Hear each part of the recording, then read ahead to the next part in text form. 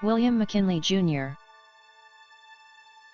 The presidency of William McKinley began on March 4, 1897, when he was inaugurated, and ended with his death on September 14, 1901.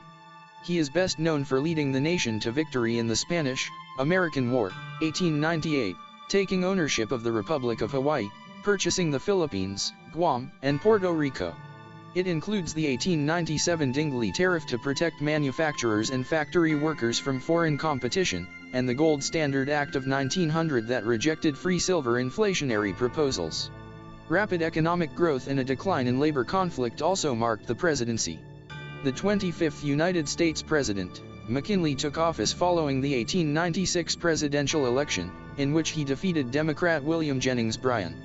In the campaign, McKinley advocated sound money, promised that high tariffs would restore prosperity, and denounced Bryan as a radical who promoted class warfare.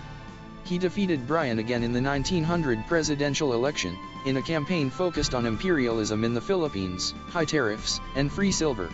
McKinley's presidency marked the beginning of an era in American political history, called the Fourth Party System, or Progressive Era, which lasted from the mid-1890s to the early 1930s.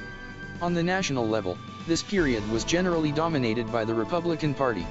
In 1897–98, the most pressing issue was an insurrection in Cuba against repressive Spanish colonial rule which had been worsening for years. Americans sympathized with the rebels and demanded action to resolve the crisis. The administration tried to persuade Spain to liberalize its rule, but when negotiations failed, both sides wanted war. American victory in the Spanish-American War was quick and decisive. During the war, the United States took temporary possession of Cuba. It was promised independence, but it remained under the control of the U.S. Army throughout McKinley's presidency.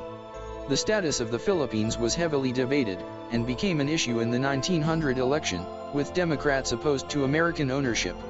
McKinley decided it needed American protection, and it remained under U.S. control until the 1940s. As a result of the war, the United States also took permanent possession of Guam and Puerto Rico. Under McKinley's leadership, the United States also annexed the independent Republic of Hawaii in 1898. Unlike the other new possessions, citizens of Hawaii became American citizens, and Hawaii became a territory with an appointed governor. McKinley's foreign policy created an overseas empire and put the U.S. on the world's list of major powers. In 1897, the economy rapidly recovered from the severe depression, called the Panic of 1893.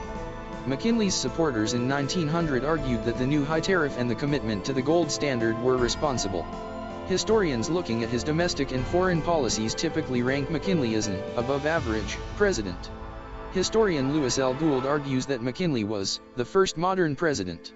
He was a political leader who confirmed the Republicans as the nation's majority party. He was the architect of important departures in foreign policy, and he was a significant contributor to the evolution of the modern presidency.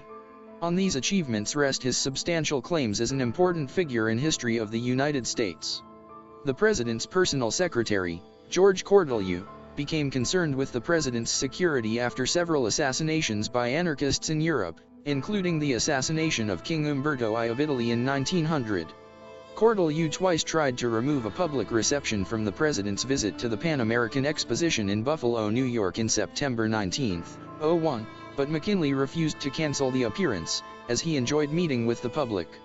On September 5, the president delivered his address at the Pan American Exposition before a crowd of some 50,000 people.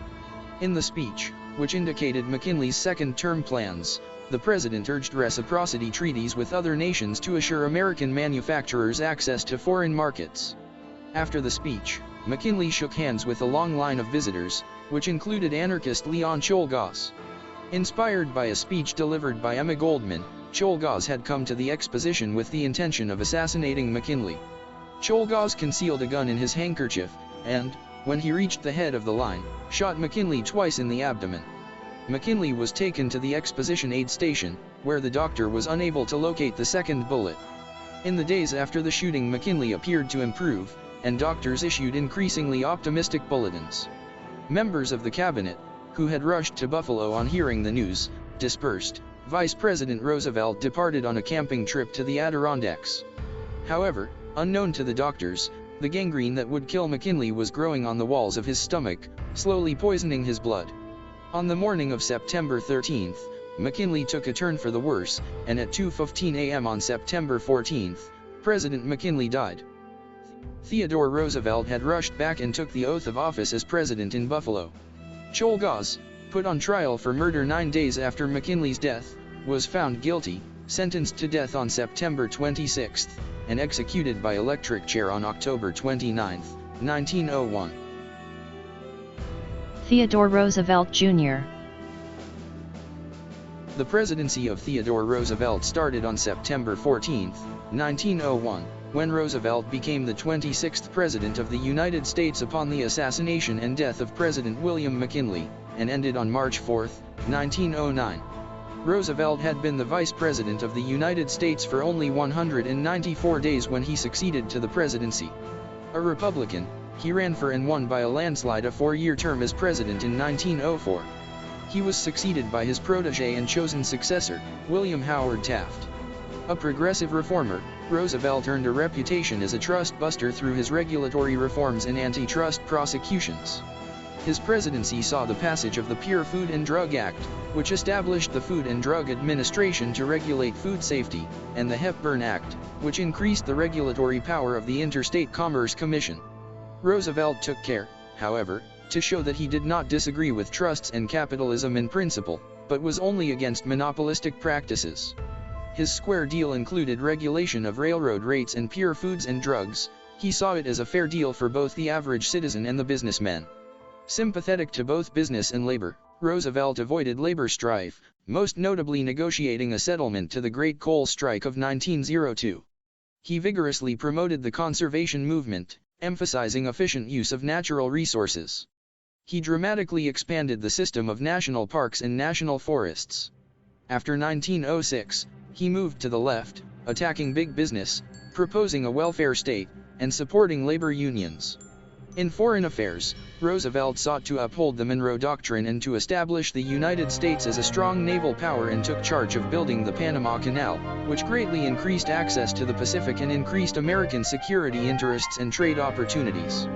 He inherited the colonial empire acquired in the Spanish-American War. He ended the United States military government in Cuba and committed to a long-term occupation of the Philippines. Much of his foreign policy focused on the threats posed by Japan in the Pacific and Germany in the Caribbean Sea. Seeking to minimize European power in Latin America, he mediated the Venezuela crisis and declared the Roosevelt Corollary. Roosevelt mediated the Russo-Japanese War, 1904 to 1905, for which he won the 1906 Nobel Peace Prize.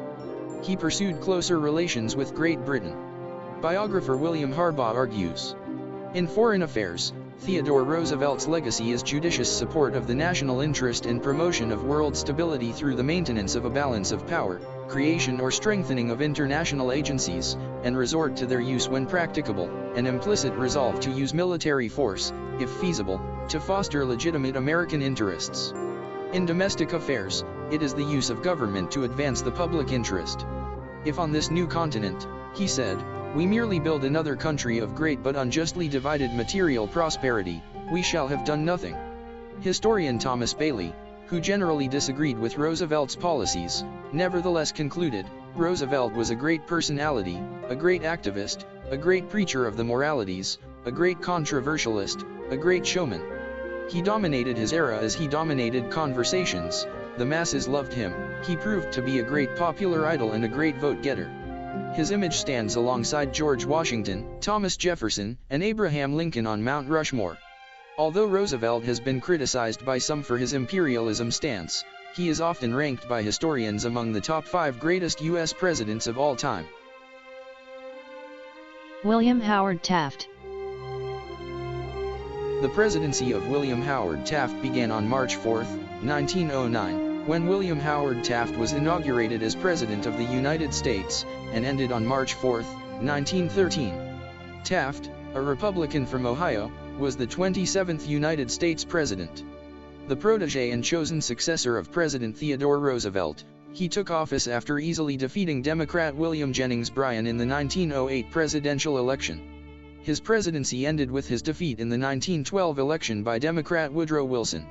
The Taft administration sought reductions to trade tariffs, then a major source of governmental income, but the pain, Aldrich Tariff Act of 1909 raised rates when most people expected reductions. Taft continued and expanded his predecessor's efforts to break up trusts, launching cases against U.S. Steel and other companies. Taft made 6 appointments to the United States Supreme Court, more than all but 2 other presidents. In foreign affairs, Taft focused on China and Japan, and repeatedly intervened to prop up or remove Latin American governments. His administration sought to uphold the Monroe Doctrine followed policy of dollar diplomacy, using U.S. investment to bolster influence in Latin America and Asia. His administration was filled with conflict between the conservative wing of the Republican Party, with which Taft often sympathized, and the progressive wing, toward which Roosevelt moved more and more during Taft's presidency.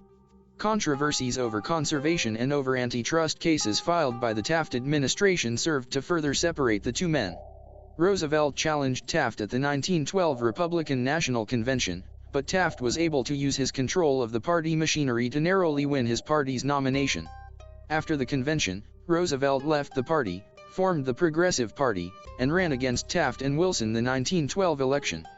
This split among Republicans doomed Taft's chances for re-election, giving Democrats control of the White House for the first time in 16 years as well as Congress. Historians generally consider Taft to have been an average president. Thomas Woodrow Wilson.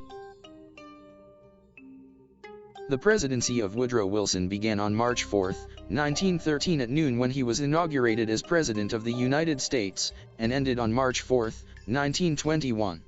Wilson, a Democrat who previously served as the governor of New Jersey, took office as the 28th U.S. President after winning the 1912 presidential election, gaining a large majority in the Electoral College and a 42% plurality of the popular vote in a 4-candidate field. Wilson was re-elected in 1916, defeating Republican Charles Evans Hughes by a fairly narrow margin. He was the first Southerner to be elected president since Zachary Taylor in 1848, and just the second Democrat to be elected president since 1860. Wilson was a leading force in the progressive movement, and during his first term, he oversaw the passage of progressive legislative policies unparalleled until the New Deal in the 1930s.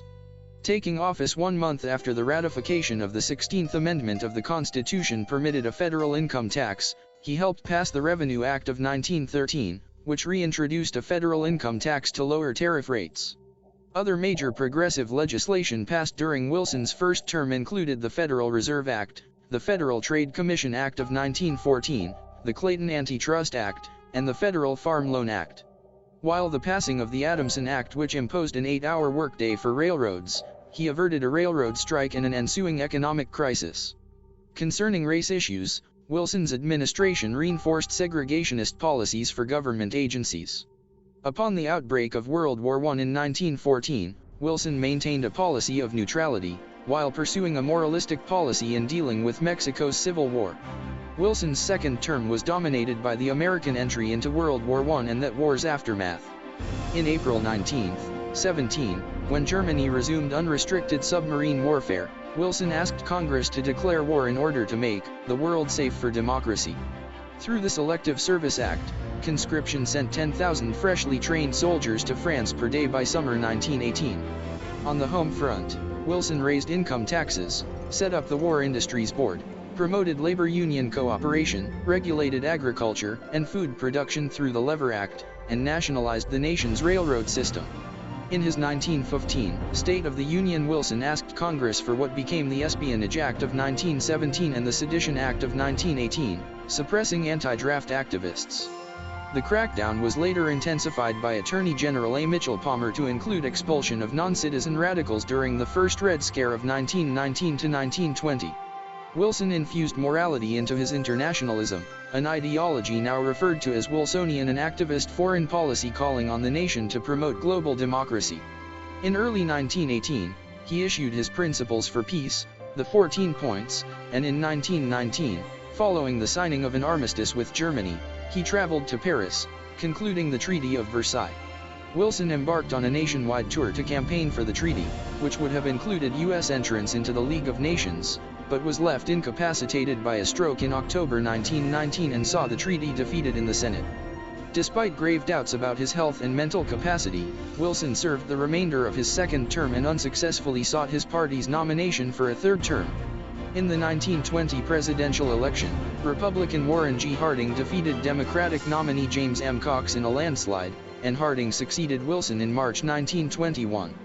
Historians and political scientists rank Wilson as an above-average president, and his presidency was an important forerunner of modern American liberalism. However, Wilson has also been criticized for his racist views and actions. Warren Gamaliel Harding. The presidency of Warren G. Harding began on March 4, 1921, when Harding was inaugurated as President of the United States, and ended when he died on August 2, 1923, a span of 881 days. Harding, the 29th United States President, presided over the country in the aftermath of World War I.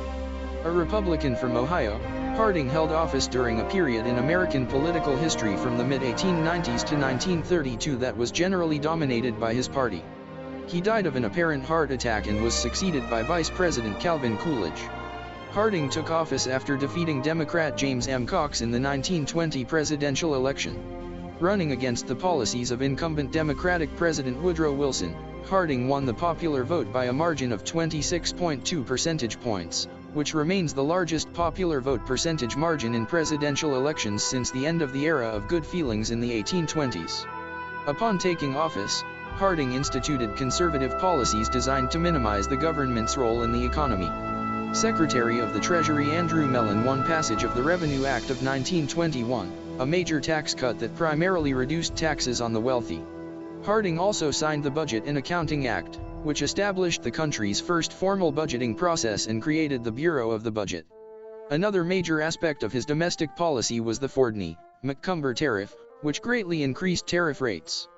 Harding supported the 1921 Emergency Quota Act, which marked the start of a period of restrictive immigration policies.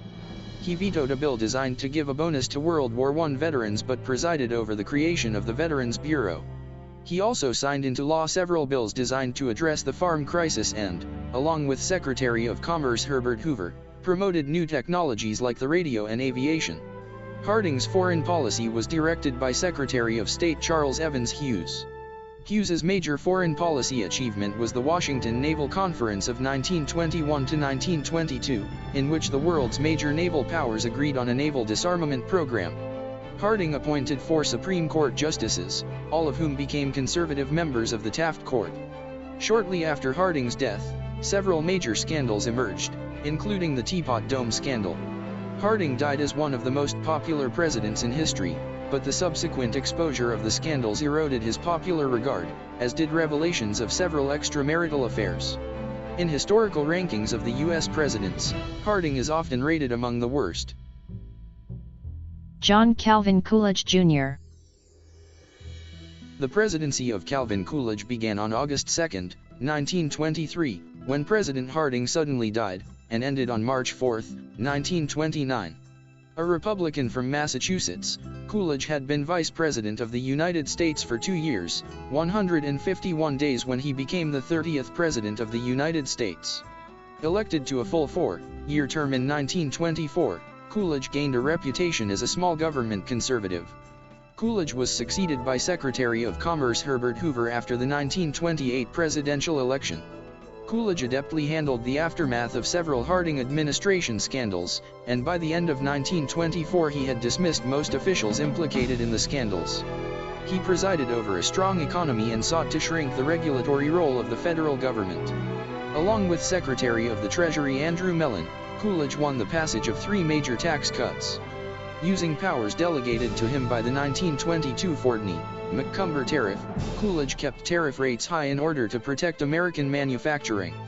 He blocked passage of the McNary-Haugen Farm Relief Bill, which would have involved the federal government in the persistent farm crisis that affected many rural communities. The strong economy combined with restrained government spending to produce consistent government surpluses, and total federal debt shrank by 1/4 during Coolidge's presidency. Coolidge also signed the Immigration Act of 1924, which greatly restricted immigration into the United States. In foreign policy, Coolidge continued to keep the United States out of the League of Nations, but he engaged with foreign leaders and sponsored the Kellogg-Briand Pact of 1928. Coolidge was greatly admired during his time in office, and he surprised many by declining to seek another term. Public opinion on Coolidge soured shortly after he left office as the nation plunged into the Great Depression. Many linked the nation's economic collapse to Coolidge's policy decisions, which did nothing to discourage the wild speculation that was going on and rendered so many vulnerable to economic ruin. Though his reputation underwent a renaissance during the Ronald Reagan administration, modern assessments of Coolidge's presidency are divided. He is adulated among advocates of smaller government and laissez-faire. Supporters of an active central government generally view him less favorably, while both sides praise his support of racial equality. Herbert Clark Hoover. The presidency of Herbert Hoover began on March 4, 1929, upon inauguration as President of the United States, and ended on March 4, 1933. Hoover, a Republican, took office after a landslide victory in the 1928 presidential election over Democrat Al Smith of New York. Hoover, the 31st United States President, was defeated by Franklin D. Roosevelt in the 1932 presidential election. Hoover was the third straight Republican president, and he retained many of the previous administration's policies and personnel, including Secretary of the Treasury Andrew Mellon. Hoover favored policies in which government, business, and labor worked together to achieve economic prosperity, but he generally opposed a direct role for the federal government in the economy. Seeking to address an ongoing farm crisis, Hoover signed the Agricultural Marketing Act of 1929. Despite growing public resistance to prohibition, Hoover increased federal enforcement of prohibition. In foreign affairs, Hoover favored non-interventionism in Latin America and pursued disarmament policies with the London Naval Treaty. When the Wall Street crash of 1929 struck less than 8 months after he took office, Hoover tried to combat the ensuing Great Depression by reassuring public confidence and working with business leaders and local government. He also approved the Smoot-Hawley Tariff of 1930, which raised tariff rates and reduced international trade. As the Depression worsened in 1931 and 1932, Hoover reluctantly gave in to calls for direct federal intervention, establishing the Reconstruction Finance Corporation and signing a major public works bill. At the same time, he signed the Revenue Act of 1932, which sought to maintain a balanced budget by raising taxes. However, the economy did not recover, and as a result, Hoover suffered an overwhelming defeat in the 1932 election. The Hoover presidency was plagued from the start when the stock market crashed at the end of the Coolidge presidency, and plunged the country into depression. Hoover, being from a wealthy family, was seen by many as out of touch with the public for his stubbornness to act during the Great Depression, and many families suffered. Hoover is usually ranked lower than average among U.S. presidents.